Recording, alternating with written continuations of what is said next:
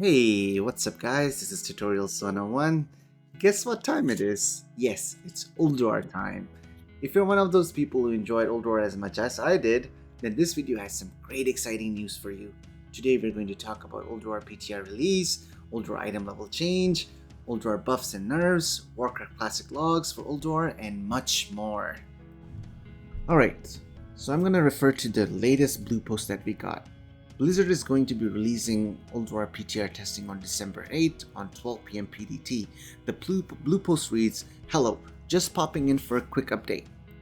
First of all, I wanted to let everyone know that barring us finding any major blocking bugs internally over the 24 hours, we're still planning to begin Ulduar Raid testing on Thursday, December 8th. To help everyone prepare for this plan, they have enabled character copy on the day before on 12 PM PDT. Additionally, we plan to leave the raid available for a few extra days, likely letting it run until Wednesday, December 14th, so that guilds that raid earlier in the week have a chance to participate as well if they wish to do so. So the Ulduar is going to be up for one whole week, so there's going to be plenty of time to everyone to test the raids and see how they feel. All of this content is going to be pre-nerf, and we're going to talk more about what Blizzard has planned for Ulduar raid instance, and we're going to see what changes they've made. As always, this could change if something unforeseen pops up, but we are fairly confident that we'll be in a good state for Ulduar testing on Thursday. We'll post a more detailed update with builds notes and known issues on Thursday shortly before the raid unlocks. Thanks all, and looking forward to seeing you on the PTR. Now, let's talk about what they have done in PTR. Apparently, the Ulduar instance is going to be pre-nerf, and in original Wrath, the Ulduar had the most nerfs ever. Like, there was a full page of nerfs after the later patches. They kept nerfing because a lot of content was very challenging to do so. Now Blizzard says, "Hi everyone, want to chime in back in here, just that we've had a few days to digest feedback around this and think on it some more.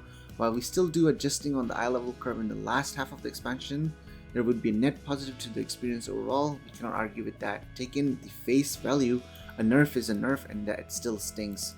As a result, we've studied the commentary from players carefully and come up with an alternative to the original suggestion based on that feedback. Instead of nerfing item levels in Trial of the Crusader, we'd like to see how everyone feels about buffing item levels in Ulduar."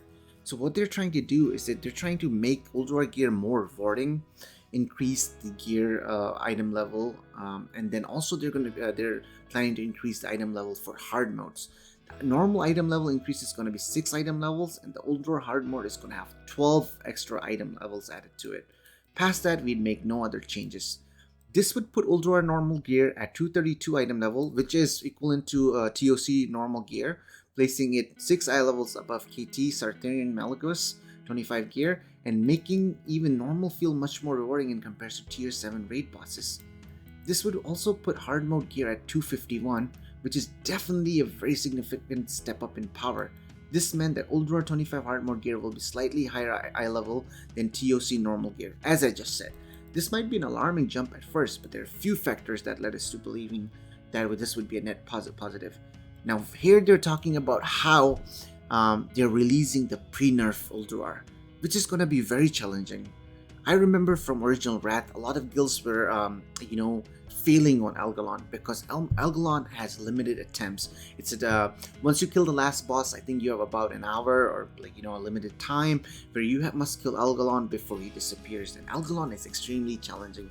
There are very, very difficult mechanics to Algalon fight, and you need very good composition, and you need very good synergy between the guild in order to kill it. I remember a lot of guilds struggling with it, and then a lot of guilds were not even able to kill it pre-nerf and were able to get the kill at post-nerf.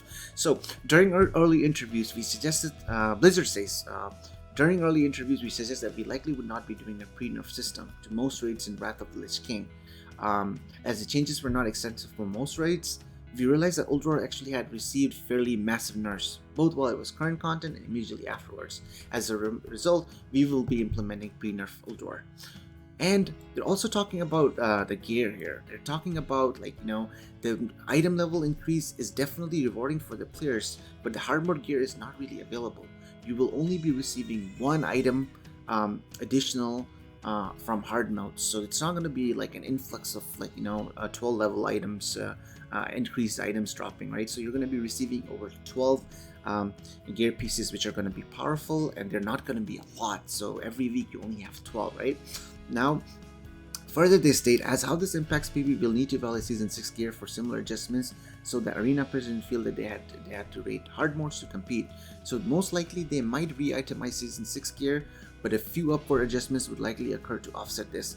All our goal is to make Wrath particular and relevant and give everyone the best possible experience. And I personally think this is a really good, change, because what happens is once Ulduar, once we Trial of the Crusader launches, Ulduar won't really be very incentivizing for players to do, because the loot is so lower level. So because now that they've increased the item level, it makes the doing Ulduar much more rewarding. And I believe it's a great change, and it's gonna make Ulduar very relevant until ICC. So I'm really excited. I hope you guys enjoyed this, and we're gonna talk a little bit about Warcraft Classic Log changes and see what WCL has planned to do for speedruns. Hey guys, we're just gonna quickly talk about Warcraft Classic Logs changes to Ulduar PTR. They just posted a new post and talking about the changes they're gonna be doing, the rules, and how to get the speedruns. Progress. WCL says that as Ulduar is the last raid before Blizzard implements a difficulty selector, we have to figure out how to deal properly with hard modes. The current plan is to have a point system to track progress. See below for what each boss and difficulty awards. The optional bosses are Ignis, Razor Scale, and Rhea. They are not required, as optional bosses have never been required for progress previously. Completion. When both Yogg and Algalon Observer are dead, the maximum points will be assigned. We will have the boss progress tile with the first Yogg 0 and Algalon kills in it, and the combined progress will be to kill both Yogg 0 and Algalon. For the first few hours, the same raid team must be focused to kill both to get the combined progress credit. We have not decided yet on character limits, so inputs are welcome. Speedrun rules. The first draft of the Trash Ground is in the pins in the old speedrun channel, and below this is a work in progress. Here's a little quick trash requirements for you guys to watch. It seems like most of the trash that I see here, it's going to be on the path, so it's not really going to make you go out of the way to kill something. So it seems fairly simple. Now they're saying that should we require every single boss? No, they're removing the optional bosses from the speedruns.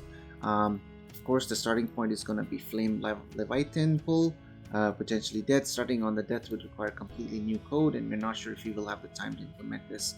There are hard mode penalties. Our current thinking is that we will apply time penalties for any boss that has a hard mode but isn't killed on that hard mode. The simple solution here is to give full credit for the highest hard mode level and to add a 5-minute penalty if we do not do the hardest mode of a boss. Okay, parsing rules. As seen in next month's parsing rules article, there are a number of bosses changes and item buffs banned.